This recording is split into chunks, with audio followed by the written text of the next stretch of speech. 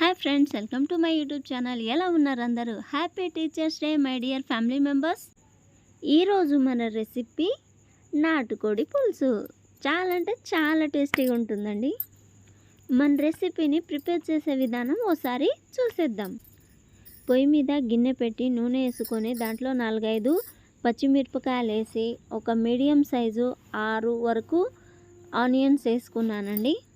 ఆనియన్స్ని కొద్దిసేపు ఉడికించుకున్న తర్వాత అల్లం వెల్లిపాయలు పేస్ట్ వేసి కొద్దిసేపు వేయించుకోవాలి. ఇలా కలుపుతూ వేయించుకోండి. తర్వాత మన రెసిపీకి సరిపడా ఉప్పు, కారం, పసుపు వేసి మొత్తం ఒకే దాంట్లో వేసేసాను.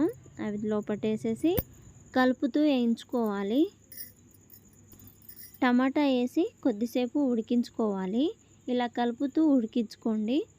కొంచెం సేపు ఉడికితే సరిపోతుంది, ఎందుకంటే మనది పెద్ద పొయ్యి మంట కాబట్టి సరిపోతుంది. తర్వాత ఫ్రెష్గా కడిగి తెచ్చుకున్న 2 కేజీల వరకు మన నాటుకోడి ఉంటుందండి. అది కట్ చేయించుకొని మంచిగా ఫ్రెష్గా కడిగేసి తీసుకొచ్చి పెట్టేసాము. ఇప్పుడు కలిపేసి కొద్దిసేపు ఉడికించుకోవాలి. చాలా అంటే చాలా టేస్టీగా ఉంటుంది. ఇలా కలుపుకున్న తర్వాత కొద్దిసేపు ఉడికించుకున్న మన కోడి 2 కేజీల దాకా ఉంటుంది. దానికి సరిపడా ఇంగ్రీడియంట్స్ అన్నీ వేసుకోవాలి. కింద మాడిపోతుంది. పొయ్యి మంట ఎక్కువగా ఉండడం వల్ల మాడుతూ ఉంటుంది కాబట్టి మధ్య మధ్యలో కలుపుకుంటూ కొద్దిసేపు వేయించుకోవాలి. అలా కొద్దిసేపు వేయించుకున్న తర్వాత చూడండి వాటర్ ఎలా వచ్చాయో మొత్తం ఇలా వచ్చేసాక తర్వాత మనకు కావాల్సిన ఒక 2 చెంచాడంతా నీళ్ళు వేసి ఉడికించుకోవాలి. ఎందుకంటే ఇవి నాటుకోడి కాబట్టి కొద్దిగా గట్టిగా ఉంటుంది కాబట్టి కొద్దిసేపు ఒక 2 లోటా అంతా వేసి ఉడికించుకుంటున్నాను.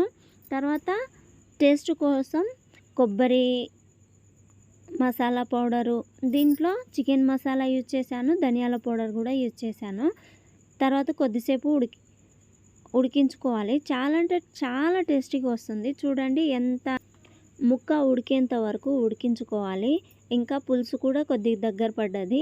ఇలా కొద్దిసేపు ఉడికించుకోవాలి. ఆనియన్స్, కొబ్బరి వేయడం వల్ల గ్రేవీ కూడా చాలా బాగా వచ్చింది. చాలా అంటే చాలా టేస్టీగా ఉంటుంది. చివరిలో కొత్తిమీర యాడ్ చేసుకొని కొద్దిసేపు పొయ్యి మీద ఉంచి దింపేయాలి. చాలా అంటే చాలా టేస్టీగా ఉంటుంది.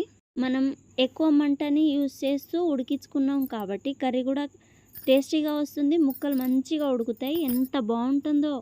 తల్లిదండ్రులు పిల్లలకి జన్మనిస్తే గురువులు భవిష్యత్తునిస్తారు. ఒక జీవితానికి ఎలుగునిచ్చే గురువులందరికీ, నవ సమాజాన్ని ఏర్పాటు చేసే మహానుభావులకి నా హృదయపూర్వక శుభాకాంక్షలు. Please like, share and subscribe my channel. Thank you.